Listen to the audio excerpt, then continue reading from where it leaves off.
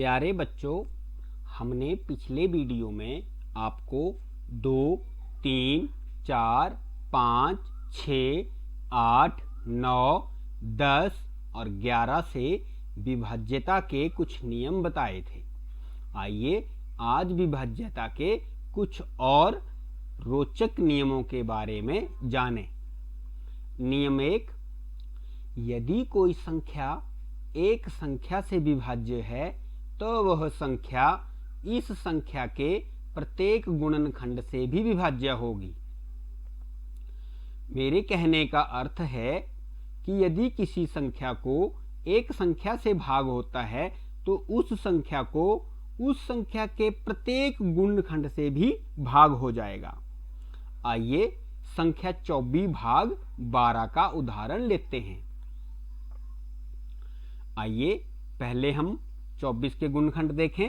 24 के गुणनखंड 1 गुणा 24 बराबर 24, 2 गुणा 12 बराबर 24, 3 गुणा 8 बराबर 24, 4 गुणा 6 बराबर 24। तो इस प्रकार हमारे पास 24 के गुणनखंड 1, 2, 3, 4, 6, 8, 12 और 24। इसी प्रकार 12 के गुणनखंड 12 गुणा 1 12, 2 गुणा 6 12, 3 गुणा 4 12 और 4 गुणा 3 12, 6 गुणा 2 12 और 12 गुणा 1 12। 12 के गुणनखंड 1, 2, 3, 4, 6, 12। इस नियम के अनुसार 24 को 12 से भाग करने पर हमें 2 प्राप्त होता है। 24 को 12 के सभी गुणनखंड से भाग हो जाएगा।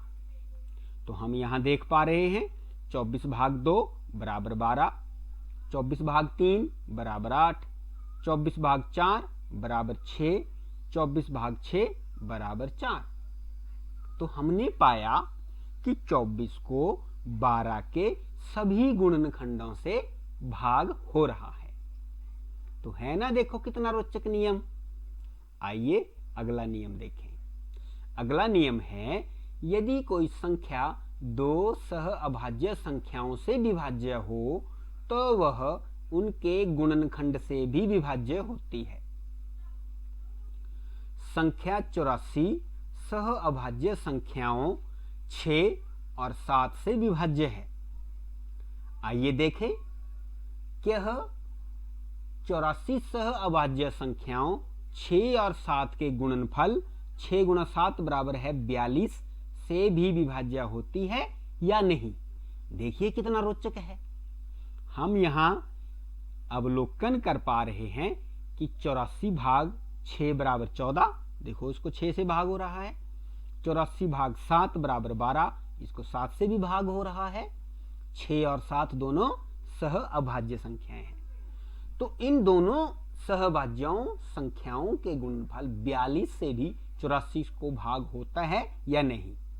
आइए देखें, 84 भाग 42 बराबर 2। तो देखिए 6 गुणा 7 बराबर है 42। इस संख्या से भी 84 को पूरा पूरा भाग हो रहा है। आइए एक और उदाहरण देखें। संख्या 40 सह अभाज्य संख्याओं 4 और 5 से विभाज्य है। आइए देखें, क्या 40 सह अभाज्य संख्याओं 4 और 5 के गुणनफल बराबर है 20 से भी विभाज्य होती है या नहीं। सोचो सोचो बच्चों। आइए यहां देख पा रहे हैं हम 40 को देखो 4 से भाग हो रहा है और हम 10 प्राप्त करते हैं। 40 को 5 से भाग करने पर हम 8 प्राप्त करते हैं और 4 और 5 के गुणनफल 20 से 40 को भाग करने पर हम 2 प्राप्त कर रहे हैं। तो देखिए बच्चे, हम ये समझ पा रहे हैं कि सह अभाज्य संख्याओं के गुणनफल से भी उस संख्या को भाग हो रहा है। आइए अगला नियम जानें। यदि दी हुई 2 संख्याएं किसी संख्या से विभाजित हो तो इन संख्याओं का योग भी उस संख्या से विभाज्य होता है। देखिए कितना रोचक है। आइए 2 संख्याएं 18 और 27 चुनते हैं। हम ये जान पा रहे हैं कि 18 और 27 को 9 से भाग होता है। तो क्या 18 और 27 के योगफल को भी 9 से भाग होगा। देखिए बच्चों कितना रोचक है। तो 28 जमा 17, 18 जमा 27 करने पर हमें 45 प्राप्त हो रहा है। तो 45 को जब हम 9 से भाग कर रहे हैं तो हम 5 प्राप्त कर रहे हैं। तो हम ये देख पा रहे हैं कि 18 और 27 के योगफल को भी 9 से भाग हो रहा है। आपके सामने एक और उदाहरण है। 16 और 32 को भी 8 से भाग होता है। अब सोचिए, क्या इनके योग को भी 8 से भाग हो जाएगा? सोचिए सोचिए।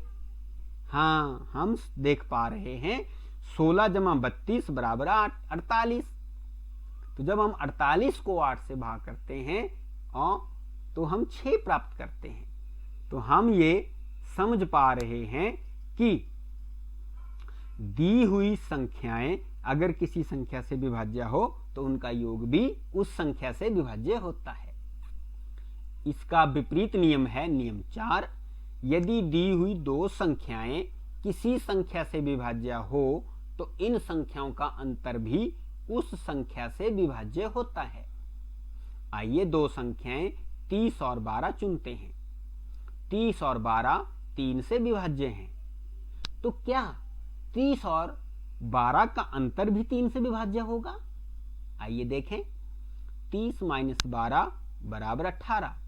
तो जब हमने 18 को 3 से भाग किया तो हमने 6 प्राप्त किया।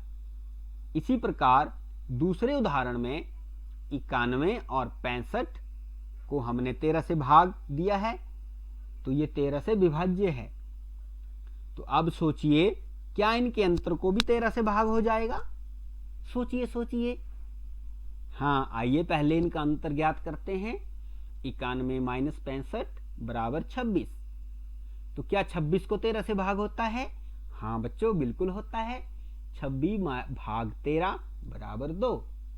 तो हमने पाया कि दी हुई दो संख्याएं किसी संख्या से विभाज्य हो तो उनका योग और उनका अंतर दोनों उस संख्या से विभाज्य हो जाते हैं।